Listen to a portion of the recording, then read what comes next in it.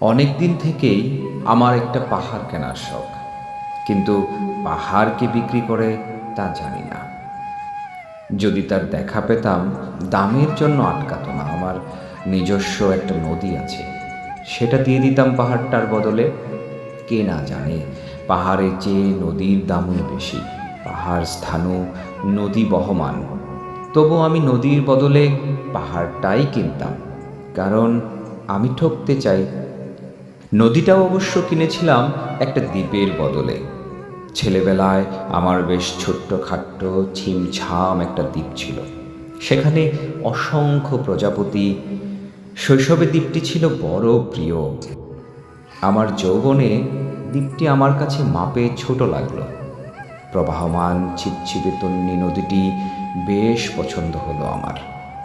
বন্ধুরা বলল, ওইটুকু একটা দ্বীপের বিনিময়ে এত বড় একটা নদী পেয়েছিস, খুব জিতেছিস তো মাইরি।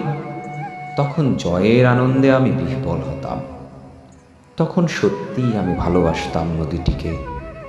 নদী আমার অনেক প্রশ্নের উত্তর দিত, যেমন, বলতো আজ সন্ধেবেলায় বৃষ্টি হবে কিনা।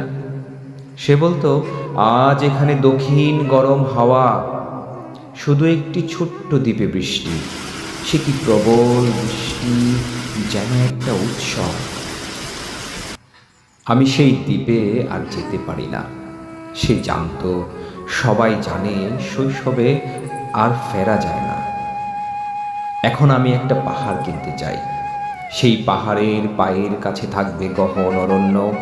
আমি সেই অরণ্য পার হয়ে যাব, তারপর শুধু রুক্ষ কঠিন পাহাড়। একেবারে চূড়ায় মাথার খুব কাছে আকাশ, নিচে বিপুলা পৃথিবী, চরাচরে তীব্র নির্জনতা। আমার কণ্ঠস্বর সেখানে কেউ শুনতে পাবে না।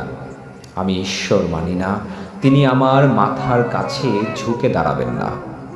আমি শুধু 10 দিককে উদ্দেশ্য করে বলবো, প্রত্যেক মানুষই অহংকারী। এখানে আমি একা, এখানে আমার কোনো অহংকার নেই। এখানে জয়ী হবার বদলে ক্ষমা চাইতে ভালো লাগে। হে 10 দিক, আমি কোনো দোষ করিনি, আমাকে ক্ষমা করো।